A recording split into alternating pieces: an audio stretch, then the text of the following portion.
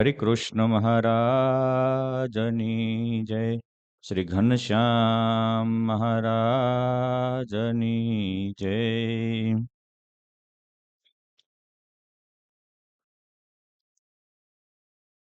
જેના રોમ સુછિદ્રમાયણુ સમા બ્રહ્માંડ કોટી ફરે જે વ્યાપી જડ જીવ ઈશ્વર મહી રહે છે પ્રકાશીપણે જે નારાયણ મૂર્તિમાં મળી રહી સાથે રહે ને મથી તે ગોપાળ મુનિન્દ્ર યોગી વરને પાયે પડું પ્રેમથી. કરુણા મૂર્તિ યુ કરુણા ભરેલા નૈન કરુણાના સાગર શ્રી હરિ કરુણા કરી બોલો એન વહલા મારા કરુણા કરી બોલો એન. સર્વ મુક્તોને હૈયાના હેતથી જય સ્વામિનારાયણ. વાલા મુક્તો, પુરુષોત્તમ નારાયણના પરમ પ્રીતિપાત્ર અને પુરુષોત્તમ નારાયણે પ્રથમ પરમહંસ બનાવ્યા એવા મોટા વ્યાપકાનંદ સ્વામીનું આખ્યાન આપણે ગત દિને સાંભળ્યું. સ્વામીને મહારાજે ભાગવતની દીક્ષા આપી, 5 વાર સમાધિ કરાવી અને પોતે કષ્ટ વેઠીને પણ એક મુમુક્ષુને પોતાના શરણે લીધો. આ સ્વામીના જીવનમાંથી સમજવા જેવા 2-5 પોઈન્ટ કહું. એક તો એ કે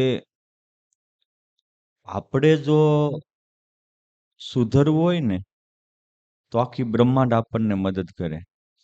આપણે સુધરવું ન હોય, આપણે કંઈ પામવું ન હોય ને, અમે બેઠેલા પરમાત્મા મદદ ન કરે. વ્યાપકાનંદ સ્વામીને પરમાત્માને પામવાનો ખપ હતો. ભગવાન માટે જ એને કુટુંબ પરિવારનો ત્યાગ કર્યો હતો અને એટલે જ ભગવાને સામે હાલીને એને અનુભવ કરાવ્યો, સામે ચાલીને ખેંચ્યા, સમાધિ કરાવી અને અલૌકિક સ્થિતિ અને સમાધિ નિષ્ઠ જેવી ઉત્તમ કક્ષા પણ આપી. ક્યારે? પોતાને જરૂરિયાત હતી ત્યારે. એટલે આ દુનિયામાં એક વાક્યમાં કહેવું હોય તો અમુક વ્યક્તિને પરમાત્મા પણ ન સુધારી શકે. જો એને ન સુધરવું હોય તો જો ને રાવણને ને દુર્યોધનને ક્યાં ભગવાન સુધારી શક્યા?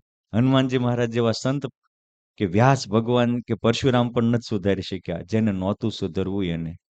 અને જેને પોતાને સુધરવું હોય તો એને આમ જગતમાંથી જોવો ને ત્યાં જાગૃતિ આવી જાય કે આ કરવા જેવું છે. માટે સૌથી અગત્યમાં અગત્યની બાબત છે, મારે કોને પામવું છે ને કેવું જીવવું છે. આપણે કેટલું જીવાય એ મહત્વનું નથી. બીજું કે ભગવાન સંકલ્પ કરે કે મારે આ જીવનું રૂડું કરવું છે, અથવા તો મોટા સંત સંકલ્પ કરે તો એના સંકલ્પમાં એ તાકાત છે કે બ્રહ્માંડના જે રહસ્યો છે, બ્રહ્માંડની ગતિઓ છે, એમાં પણ ફેરફાર કરીને એ પોતાની પાસે લઈ લે છે. પરંતુ ભગવાન આપણી ઉપર કરુણા કરે એવું પાત્ર બનવું એ આપણી વ્યક્તિગત બાબત છે. ત્રીજી બાબત, એક વાર સાચું સમજાણું છે કે નથી સમજાણું એનું માપ શું? તો જે સમજાણું એને સમર્પિત થઈ જાવી એ જ એનું માપ છે. વ્યાપકાનંદ સ્વામીને સમજાણું, તરત પુરુષોત્તમ નારાયણને સમર્પિત થઈ ગયા અને એટલે એ આવા મહાન થયા. આ વ્યાપકાનંદ સ્વામીના અમુક અજબ ગજબના પ્રસંગો છે, હરિલામૃતમાં લખાણા છે, હરિલીલા કલ્પતરુ ગ્રંથમાં લખાણા છે. માધવદાસજી સ્વામીએ હરિકૃષ્ણ ચરિત્રામૃત સાગર ગ્રંથમાં લખ્યા છે, મંજુકેશાનંદ સ્વામી ઐશ્વર્ય પ્રકાશ ગ્રંથમાં લખ્યા છે. આ હું અત્યારે જે તમને સંભળાવી રહ્યો છું એ મૃદુ હૃદયના મંજુકેશાનંદ સ્વામીએ ઐશ્વર્ય પ્રકાશ ગ્રંથમાં લખ્યો. આ વ્યાપકાનંદ સ્વામી પુરુષોત્તમ નારાયણની કૃપાથી સમાધિ નિષ્ઠ થયા. 14 બ્રહ્માંડમાં અને અનંત બ્રહ્માંડમાં સ્વતંત્રપણે જઈ શકે, આવી શકે એવા સમર્થ થયા. એકવાર એને એમ થઈ ગયું કે પાતાળમાં પ્રભુ શેષનારાયણ રહે છે, ચાલો એમના પણ દર્શન કરી આવીએ. જ્યારે એ પાતાળમાં શેષજીના દર્શને જતા હતા ત્યારે ભગવાનના પાર્ષદોએ એને રોક્યા. એ જાવા ગયા તો હઠાવીને પાછા પાડી દીધા. ત્યારે ગઢપુરમાં ગોવિંદને પ્રાર્થના કરી કે મહારાજ, આજ તો હું પાતાળમાં ભગવાન શેષનારાયણના દર્શને ગયો, પરંતુ ત્યાં પહોંચી ન શક્યો. ભગવાન કહે છે કે તમે અમારી મૂર્તિને અંતરમાં ધારો તો અંતરમાં જે પરમાત્માને ધારે એમાં એવી તાકાત આવે છે કે એને બ્રહ્માંડમાં કોઈ રોકી શકે નહીં. આપણી પુરાણોક્ત માન્યતા જયંતિભાઈ કે શેષનાગના માથા ઉપર પૃથ્વી રહી છે. હવે તમે વિચાર કરો, આપણા માથા ઉપર એક મોટું બેલું આવ્યું હોય તો કેમ થાય? હે, એક નાનું ગાડું આવ્યું હોય તો, આવી પાઇટ આવી હોય તો કેમ થાય? તો આખી પૃથ્વીમાં તો મારા બાપ ગંગા જેવી નદીઓ, 7 સમુંદર, હિમાલય જેવા પર્વતો, અરવલ્લીની પર્વતમાળા, આપણા ગિરનાર ને પાવાગઢ જેવા તો સેંકડો પર્વતો આવી જાય. છતાંય એને એક રાઈના દાણો માથે લીધો ને એટલો વજન લાગે છે. હવે આપણા માથામાં રાઈનો દાણો વાળમાં મૂકી દીધો હોય શું ખબર પડે? કઈ ખબર પડે કોઈને? કશું જ નહીં. એવો એટલો એને વજન નથી લાગતો. કારણ કે શેષજી આમ તો કશ્યપ મુનિના જે કદ્રુ નામની પત્ની હતી એમાંથી જન્મેલા સર્પરૂપે હતા. બીજા 999 ભોગમાં ફસાયા, ભુહાઈ ગયા. પણ શેષજીએ કીધું કે મારે ભગવાન માટે જીવવું છે, અમર થઈ ગયા. આ વિશ્વમાં જે પરમાત્મા માટે જીવે એ અમર થાય. શેષજીએ પોતાના હૃદયમાં ભગવાન બેસાડ્યા છે. એટલે તમે જોજો, ભગવાન ઘણીવાર શેષ શૈયામાં પડ્યા હોય. અર્થાત આમાંથી 2 પોઈન્ટ શીખવા જાય. એક તો ભગવાન કાળના કાળ છે, કારણ કે નાગ છે એ કાળ કહેવાય, કાળોતરો કહેવાય, અને આ કાળથી પર છે એટલે કાળની ગોદમાં પહોંચી શકે. અને જે પોતાના અંતરમાં પરમાત્માને રાખશે, આત્મામાં પરમાત્માને રાખશે, એને બ્રહ્માંડમાં કોઈ પહોંચી શકશે નહીં. એને ગમે એટલા બ્રહ્માંડના વજન હશે ને તો એ હાવ ફોતરાની જેમ ઉડી જાય છે. ખાસ મહત્વની વસ્તુ છે આત્મામાં પરમાત્મા રાખવા. ભગવાન સ્વામિનારાયણ કહે છે કે સ્વામી ચિંતા કરો નહીં, હવે તમે જાઓ ત્યારે તમારા અંતરમાં અમારી મૂર્તિ રાખજો, તમને કોઈ રોકી નહીં શકે. તબ ભગવાન કહે સુન સંતા, અબ તુમ પીછે જાવો બુદ્ધિવંતા, तिनके समान बढ़ावो देहा, तुम ही जीत निश्चय ही तेहा. क्यों? तो के अंतर में धरी मूर्ति मेरी, કામ હો જાય સબ હી તેરી. તમે અંતરમાં આત્મામાં પરમાત્માને રાખજો. અને આત્મામાં પરમાત્માને રાખીને તો અગત્ય મુનિ આખા સમુદ્રના પાણીને પી ગયા, આત્મામાં પરમાત્માને રાખ્યા એટલે તો શેષ નારાયણ ઉપર આખી પૃથ્વીનો વજન એક ફોતરા જેવો થઈ ગયો. આત્મામાં પરમાત્માને રાખ્યા તો હનુમાનજી મહારાજ ફેંકડો મારી અને સમુદ્રને ઓલંઘી ગયા. અરે સૂર્યનારાયણને પણ પકડી લીધા. આ તાકાત આત્મામાં પરમાત્માને રાખવામાં છે. માત્ર મંદિરમાં જ પરમાત્મા રહેશે ત્યાં સુધી આ તાકાત નહીં આવે. આત્મામાં પરમાત્માને ધારી પુરુષોત્તમ નારાયણની આજ્ઞાથી વ્યાપકાનંદ સ્વામી પાતાળમાં ગયા. ત્યારે એ શેષજીના દૂતો એને રોકવા આવ્યા તો એને પરાજિત કરીને પરમાત્મા શેષનારાયણના દર્શન કરીને પુરુષોત્તમ નારાયણ પાસે પાછા આવ્યા. આ તાકાત છે આત્મામાં પરમાત્માને ધારવાની. અરે માધવદાસ સ્વામીએ તો ત્યાં સુધી લખ્યું કે આ કેવા હતા, તો એકવાર વ્યાપકાનંદ સ્વામી, અખંડાનંદ સ્વામી વગેરે સંતો વિક્રમ સંવત 1870 જ્યારે ઓગણતોડો કાળ પડ્યો પછી વિશ્વામિત્રી નદી વડોદરામાં વહે એના કાંઠા ઉપર બેઠા હતા. અને એકવાર વ્યાપકાનંદ સ્વામી કે આમ હાથ લાંબો કર્યો ત્યારે અખંડાનંદ સ્વામી વગેરે કહે છે કે સ્વામી શું કર્યું? ત્યાં કે આજે અદેખાઈએ કરીને સ્વર્ગના રાજા ઇન્દ્ર પાતાળમાં ગયા અને ત્યાં, કારણ કે પાતાળમાં છે એ અસુરોના લોક છે, અતળ વિતળ તળાતળ સુતળ રસાતળ. તો એ અસુરના લોકમાં ગયા તો બધા જ અસુરો એને ઘેરી લીધા અને એને મારવા તૈયાર થયા. તો મેં હાકો ટોકીને આમ હાથ કર્યું, ત્યાં પાતાળમાંથી એને લઈને સીધા સ્વર્ગમાં મૂકી દીધા. આ તાકાત આત્મામાં પરમાત્મા ધારે એનામાં આ તાકાત આવે છે. ઘણીક વાર લંકાના રાવણ કરતા શંકાનો રાવણ ડેન્જર થતો હોય છે. ઘણી વાર અમુક બટક બોલાવો સમજ્યા વગર આ મહાપુરુષોની અલૌકિકતાને સ્વીકારતા નથી અને એટલે જે સામાન્ય રહે છે. બાકી એની રીત આપણી બીજી રીતે બાદ આપણે પણ એવી રીતે આત્મામાં પરમાત્માને ધારો. આપણે પણ એવા મહાસમર્થ ન થઈ શકીએ તો મને કહેજો, એકવાર અનુભવ તો કરો. બોલવાથી કાંઈ નહીં થાય, અપનાવશો તો અનુભવ થશે. આ વ્યાપકાનંદ સ્વામી હતા. અને માધવદાસ સ્વામી એવું લખ્યું છે કે જપ તપ તીર્થ વ્રત આદિક જેહા પાગયે આ ચરિત્ર મેં સબ તેહા. તમે જપ કરો, તપ કરો, વ્રત કરો, સ્વાધ્યાય કરો, દાન કરો, દક્ષિણા કરો, પણ આવા પરમાત્માના ચરિત્ર સાંભળે એમાં બધું આવી જાય. મોટા પુરુષના ચરિત્ર સાંભળે એમાં બધું જ આવી જાય. એવી આ ચરિત્રની અલૌકિક તાકાત છે. પછી આ ભગવાન સ્વામિનારાયણ પાસે આવ્યા ત્યારે એ આવી મહાનતાને પામી ગયા હતા. કારણ કે ભગવાન સાથે જેની એકતા હોય ને, બહુ સમજવા જ. તેરા મેરા જીરા એક હો પ્યારે, તેરા મેરા જીરા એક. અમારા નિષ્કુળાનંદ સ્વામી હરિસ્મૃતિમાં આ વ્યાપકાનંદ સ્વામીની વિશેષતા લખે છે કે એક વ્યાપકાનંદ મુનિ તે પર મહેર મોટી પ્રભુની. વ્યાપકાનંદ સ્વામી કેવા હતા કે એની ઉપર ભગવાનની મોટી કૃપા હતી. શું મોટી કૃપા હતી? તો કે છે કે સદા રહે હરિ મૂર્તિ માય, હરે ફરે હરિ ઈચ્છાય. અખંડ ભગવાનની મૂર્તિમાં રહેતા હતા અને દેહમાં રે એનામાં દેહના દુર્ગુણો આવે અને મૂર્તિમાં રહે એમાં ભગવાન જેવા સદગુણો આવે, ભગવાન જેવી શક્તિ આવે, ભગવાન જેવી અલૌકિકતા આવે, નિરાવરણ સ્થિતિ આવે. આ મૂર્તિમાં રહેવાની તાકાત છે. અને એટલે કે છે કે સદા રહે હરિ મૂર્તિ માય, હરે ફરે હરિ ઈચ્છાય. એક એક પરમહંસોની સ્થિતિનું જ્યારે એની ભેગા રહેનારાએ વર્ણન કર્યું ત્યારે આ લખ્યું છે કે ભગવાનની મૂર્તિમાં રહેતા હતા. હરે ફરે કરે કોઈ કામ રહી મૂર્તિમાં આઠો જામ. એ સચ્ચિદાનંદ સ્વામી બોલે ને બ્રહ્માંડો ડેલાવે. એ ભગુજી વગેરેને કાળ લેવા આવ્યા હોય તો કાળને ધોલ મારીને પાછા નાખે. એની તાકાત આ હતી.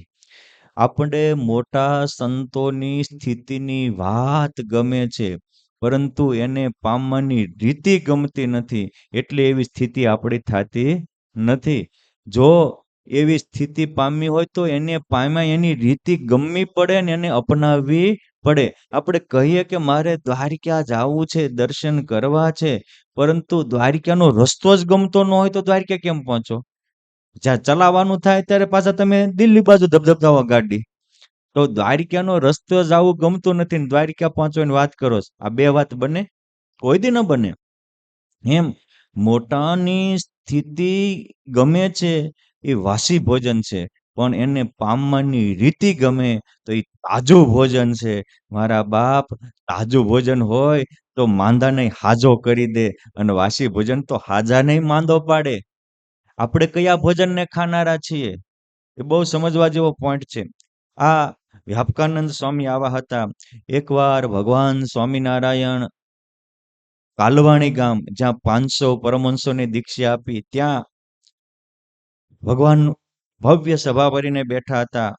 હરિલીલામૃત કળશ 5 વિશ્રામ 6 આ પ્રસંગ આચાર્ય પ્રવર શ્રી વિહરીલાલજી મહારાજે વિસ્તારથી લખ્યો છે. કવિશ્વર દલપતરામે પણ આને સુવર્ણના કલમે કંડાર્યો છે. મહારાજ ત્યાં બેઠા હતા. ત્યાંના ખૂબ આહિર ભક્તો એ ભગવાનના દર્શને બેઠા હતા. મોટી સભા કરી હતી. એ જ વખતે ભગવાન સ્વામિનારાયણ કે જેમ વ્રજવાસીને શ્રી કૃષ્ણ ભગવાનને સમાધિ કરાવી, એમ તમે તો બધા વ્રજવાસી જેવા પ્રેમી છો આહિરો, આવો અમે તમને સમાધિ કરાવી. અને સમાધિનું અલૌકિક સુખ માણી આવ્યા. આવું અલૌકિક જોઈ અને પછી વ્યાપકાનંદ સ્વામી વગેરે સંતો આવ્યા, ત્યાં બેઠા. મહારાજ કે સ્વામી, હા, સ્વર્ગલોકમાં જી આવો. અરે મહારાજ જી આવ્યો. મહારાજ કે સત્યલોકમાં જી આવો. અરે મહારાજ જી આવ્યો. મહારાજ કે ગોલોક, વૈકુંઠ, શ્વેતદીપ, બ્રહ્મપુર, આદિક ધામમાં જી. અરે મહારાજ જી આવ્યો. આપણને એમ થાય કે ઈ બોલે જી આવ્યો ને અહીંયા તરત એમ કે જી આવ્યા. આ જેને ભગવાનની સાથે એકતા થઈ હોય એની સ્થિતિની વાત છે. ગોપાળાનંદ સ્વામીએ પોતાની વાતોમાં લખી છે કે ભગવાનની મૂર્તિ કેવી છે, તો કે એ તો ચિંતામણી જેવી છે. જેમ ચિંતામણી જેના હાથમાં હોય એ જે ચિંતવે તે થાય. આ વાત વચનામૃતમાં પણ પહેલા જ વચનામૃતમાં છે કે ગોલોક, વૈકુંઠ, શ્વેતદીપ, બ્રહ્મપુર આદિક જે ધામને જોવાના ઈચ્છે તત્કાળ દેખાય. જો સમયનો અંતર નથી બતાવ્યો, તત્કાળ શબ્દ મૂક્યો છે.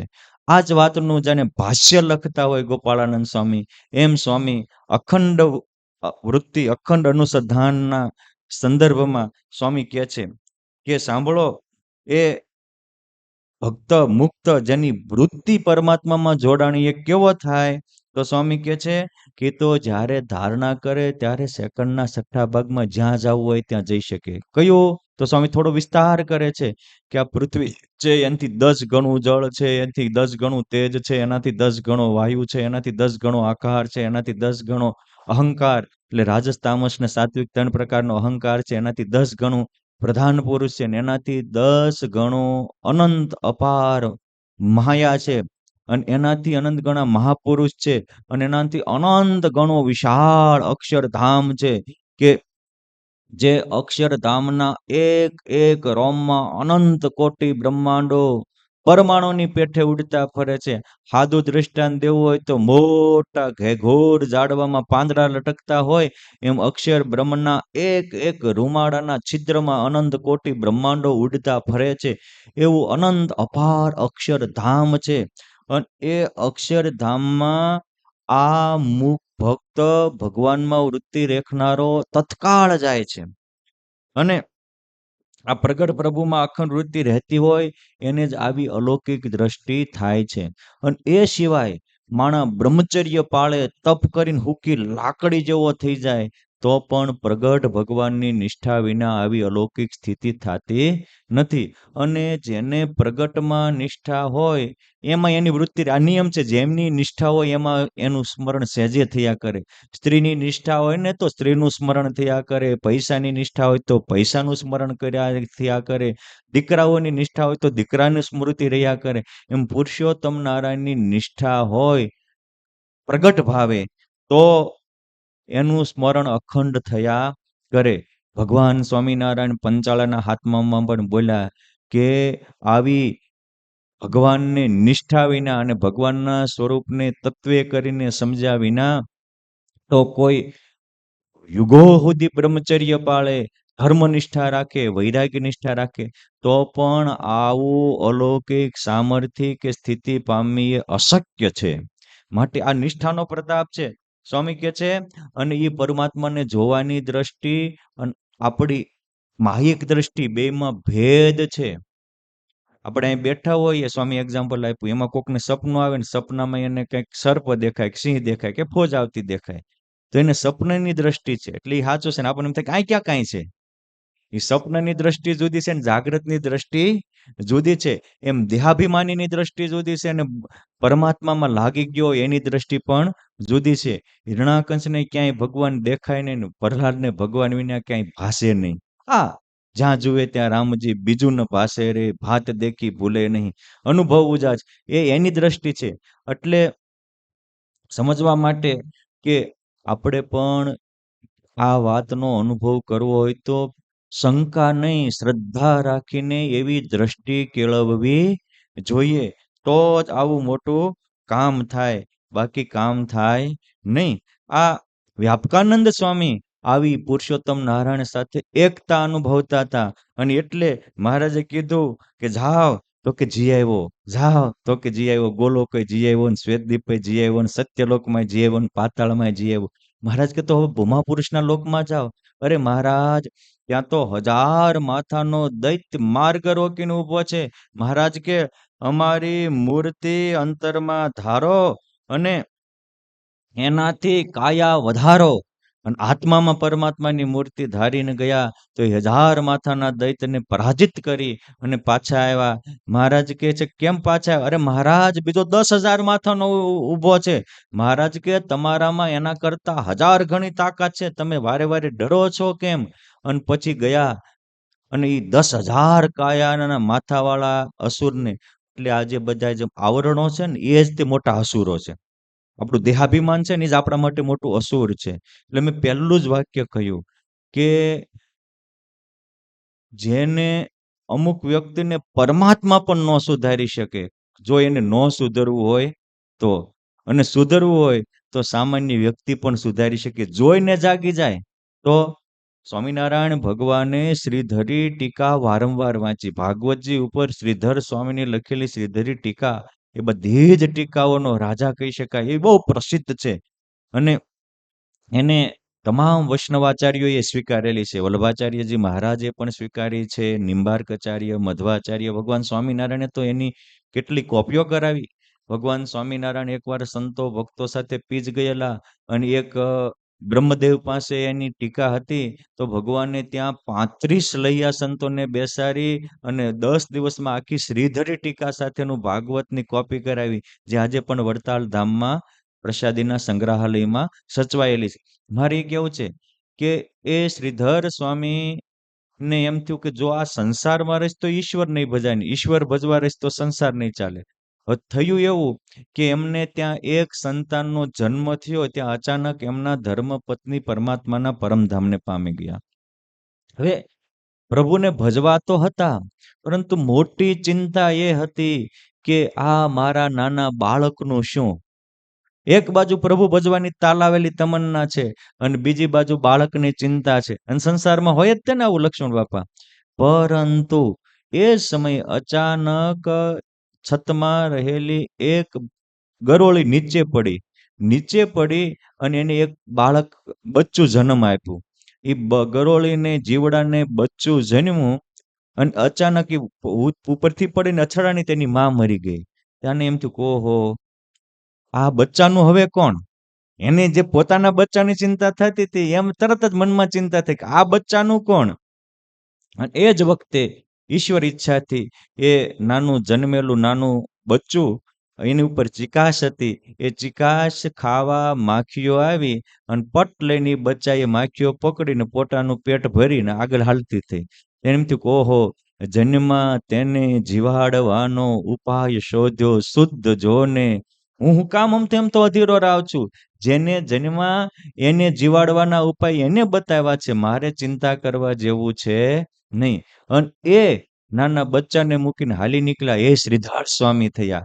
મારે કહેવાનો પોઈન્ટ એ છે કે જ્યારે વ્યક્તિ પોતે પોતાની ચિંતા કરે છે ત્યારે પરમાત્મા ચિંતા છોડી દે છે. આપણે ચિંતા છોડીને એનું સ્મરણ કરવા માંડીએ ત્યારે આવી અલૌકિક સ્થિતિ પમાય છે. આ વ્યાપકાનંદ સ્વામી તે ચિંતા છોડીને પરમાત્માનું સ્મરણ કરતા હતા. તો મારે કેવું છે, આવરણ ભેદાઈ ગયા. આજે 10,000 માથા બધા અલગ અલગ આપણા જે સંકલ્પો છે ને, માણસને રોજના એવું કહેવાય છે કે આજનું સાયન્સ કહે છે કે વ્યક્તિને રોજના લાખો સંકલ્પ થાય છે. આ બધા સંકલ્પો છોડીને એક સંકલ્પે આવ્યા, 10,000 માથાના અસુરને માથા ઉપર ઢીકો મારી એને પણ વિજય મેળવી અને ભૂમા પુરુષના લોકમાં ગયા. ભૂમા પુરુષે ત્યાં વ્યાપકાનંદ સ્વામીનું સન્માન કર્યું, પોતાના સિંહાસન ઉપર બેસાડ્યા, ચરણ ધોઈને ચરણામૃત લીધું અને કહ્યું કે ઓહો, આ બ્રહ્માંડમાં સર્વ કારણના કારણ ભગવાન સ્વામિનારાયણ પધારી ચૂક્યા છે. તો કે હા. કેમ? તમને કેમ ખબર પડી? તો કે જ્યારે આ બ્રહ્માંડ સર્જાણું ને મને આ લોકનું સ્થાન આપ્યું ત્યારે કહ્યું હતું કે જ્યારે હું આ ફૂટલા બ્રહ્માંડમાં આવીશ ત્યારે મારા એક પરમહંસને ત્યાં મોકલીશ. એ આજે સત્ય થયું. સમજવા જેવો પોઈન્ટ છે કે અહીંયા બીજા કોઈથી પ્રવેશ થઈ શકે નહીં.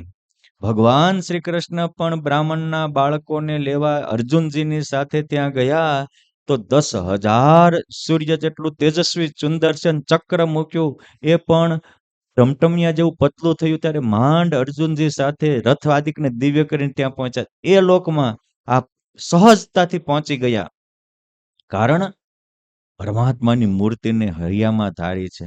એ વ્યાપકાનંદ સ્વામી માટે લખ્યું ને કે હરે ફરે હરી ઈચ્છાય, પણ એનું સ્થાન કયું હતું? તો કે સદા રહી હરિ મૂર્તિમાં, મૂર્તિમાં રહીને ફરતા. અને આપણને આ વાત સમજાય ત્યારે સમજવાનું ભગવાનની આપણા ઉપર મોટી કૃપા છે. એટલે નિષ્કુળાનંદ સ્વામી લખ્યું કે વ્યાપકાનંદ મુનિ જે પર મહેર મોટી પ્રભુની, ભગવાનની મોટી કૃપા કે આવી સ્થિતિ પામ્યા, આ સત્યને એ સ્વીકારી શક્યા. નકર આજે ઘણા હારા હારાને આમાં શંકા થાય છે. નંદ સંતોએ પાને પાને વાતે વાતે આ વસ્તુ લખી છે, સ્થિતિ પામવાનું આ રહસ્ય છે. પણ પરિસ્થિતિમાં બંધાઈ ગયા હોય એ આવી સ્થિતિ સુધી પહોંચી શકે નહીં. પછી ઉમાનંદ સ્વામીએ કહ્યું કે આ અમારા લોકોના મુક્તો છે, એને કાંઈક આપ પરમાત્માની વાતો કરો. પછી ભગવાન સ્વામિનારાયણે ધરતી ઉપર આવીને જે પ્રબળ પ્રતાપ જણાવ્યો હતો, અને ટૂંક સમયમાં તો મોટા મોટા દેશ દેશાવરને નવખંડ ધરતીના મુમુક્ષુને પોતા તરફ ખેંચી લીધા. સ્વામિનારાયણનું નામ લે અને પ્રકાશ થાય, અને મોટા મોટા મઠાધારીઓ મઠ મૂકીને પુરુષોત્તમ નારાયણના પરમહંસ બની જાય, વગેરે વાતો કરી. અને એ પુરુષોત્તમ નારાયણનું બળ ધારીને ત્યાંના મુક્તોને ટ્રાન્સફર કરીને સીધા અક્ષરધામમાં મોકલી દીધા. સભામાં આવીને વાત કરી. વિહારીલાલજી મહારાજ લખે છે કે પુરુષોત્તમનો મહિમા સંભળાવ્યો તે સમય ત્યાંય, વળી આશ્રય હરિનો કરાવ્યો, દઢ નિશ્ચય દિલમાં ઠેરાવ્યો, અને લેતા સ્વામી નારાયણ નામ હવને પહોંચાડ્યા અક્ષરધામ. આ સ્વામિનારાયણ નામનો પ્રતાપ તો જુઓ, આખા બ્રહ્માંડમાં એ નામનો અમલ હાલે છે. આજ એ નામનો છે અમલ, એને ભૂલવું નહીં એક પલ. સ્વામી નારાયણ નારાયણ કહેતા નથી, વાર બ્રહ્મમહોલ લેતા. આ સ્વામિનારાયણ નામનો પ્રતાપ છે. કર્યું સાધુ દ્વારા એટલું કામ, અને પછી આવ્યા જ્યાં બેઠા હતા ઘનશ્યામ. ક્યાં બેઠા છે ભગવાન સ્વામિનારાયણ? તો કે કાલવાણી ગામમાં મોટી સભા ભરીને ગામના પાદરમાં જે આજે પરમહંસ મંદિર થઈ રહ્યું છે, આ સ્થળે મહારાજ બેઠા હતા. પછી વ્યાપકાનંદ સ્વામી આવીને સભામાં આ બધી જ વાત કરી કે મહારાજ, આપના પ્રતાપે 1000 માથા 10,000 માથાના અસુરને મારી ભૂમા પુરુષના લોકમાં જઈ ત્યાંના મુક્તોને મેં તમારો નિશ્ચય કરાવી અને અક્ષરધામમાં પહોંચાડ્યા છે. ત્યારે કાલવાણીના ભીમભાઈ મારડિયા, ઘણીક વાર લોકોને એવું થતું હશે કે પર્વતભાઈ ને ભીમભાઈ બે હગા ભાઈઓ હતા. એવું નથી. ભીમભાઈ મારડિયા હતા, પર્વતભાઈ પનારા હતા, અને બંને પરસ્પર સાળો બનેવી થતા હતા. બંને મિત્ર પણ હતા. પર્વતભાઈના બેન ને ભીમભાઈ સાથે લગ્ન કર્યા હતા, અને ભીમભાઈના બેન રાધાબાઈના લગ્ન પર્વતભાઈ સાથે કર્યા હતા. બે મિત્ર હતા, અને બે સ્થિતિ પિંડ બ્રહ્માંડને પાર દેખે અખંડ મૂર્તિ હૈયા મોજાર, આવા બંને સ્થિતિવાળા હતા. એ ભીમભાઈ હાથ જોડીને કહે છે કે મહારાજ, આ દુનિયામાં કોઈ ચક્રવર્તી સમ્રાટ હોય, દિલનો દયાળુ હોય અને ઉદાર મનનો હોય, તો ગાદીએ બેસે ત્યારે એના જેલમાં પૂરેલા લોકો બંદીઓને છૂટી કરે છે અને પોતાનું સામ્રાજ્ય ચલાવે છે. તો આ બ્રહ્માંડની જેલ જમપુરી છે. માટે તમે કંઈક કૃપા કરો તો જમપુરીના જીવોનો પણ ઉદ્ધાર થાય. એ જ વખતે ભગવાન સ્વામિનારાયણે આમ સંકલ્પ કર્યો, અને એની સામે સ્વરૂપાનંદ સ્વામી, જે આ વ્યાપકાનંદ સ્વામીને એક માસ્યાઈ ભાઈ થતા હતા, મહારાજે એ સ્વરૂપાનંદ સ્વામીની સામે દ્રષ્ટિ કરી, જાઓ તમે નારકી જીવનો ઉદ્ધાર કરો. અને પછી એ ત્યાં ગયા, અને ત્યાં જઈ અને તાળી પાડી 3 વાર, અને પછી સ્વામિનારાયણ સ્વામિનારાયણ સ્વામિનારાયણ આમ જે નામ કર્યું, ત્યાં તો લીધું સ્વામિનારાયણ નામ સર્યા, ત્યાં જીવના સઘળા કામ, બધાના કામ સરી ગયા. એ નરકના કુંડમાં યુગોથી પીડાતા તત્કાળ ચતુર્ભુજ રૂપ ધારણ કરીને બધા જ ત્યાંના મુક્તાત્માઓ નારકી જીવો એ દિવ્ય રૂપ ચતુર્ભુજ ધારણ કરીને ભૂમા પુરુષના લોકમાં ગયા. નરકના જીવોને ભૂમા પુરુષના લોકમાં ટ્રાન્સફર કર્યા, અને ત્યાંના જીવોને અક્ષરધામમાં ટ્રાન્સફર કર્યા. કારણ કે સ્થિતિ છે, સીધું જ એકલો ભણતો હોય એ સીધું જ તે કોલેજમાં ન જઈ શકે, અમુક કક્ષા ભણવી જોઈએ. એમ ત્યાં પવિત્ર થશે, પછી મહારાજ એને આગળ તેડી જશે. જીવ ઉધાર વાંચે અનંત હોય પાપી તથા પુણ્યવંત, મારા સંકલ્પે ઉધરે સૌ, કાયા ધરવાનું કારણ કહું. મહારાજ, આવા જીવનો ઉદ્ધાર કેમ થયો? તો કે અમે કરોડો જીવના ઉદ્ધાર માટે જ સંકલ્પ કર્યો છે, એટલે આજે અનંત જીવનો ઉદ્ધાર થાય છે. ભક્ત જનને ભલા સુખ દેવા, ઈચ્છા કીધી મેં આ અવતાર લેવા. ભક્તોને સુખ દેવા અને કરોડોના કલ્યાણ માટે આ મેં ઈચ્છા કરી છે, માટે આ પુરુષોત્તમ નારાયણની ઈચ્છાથી આવા મોટા મોટા કામ થાય છે.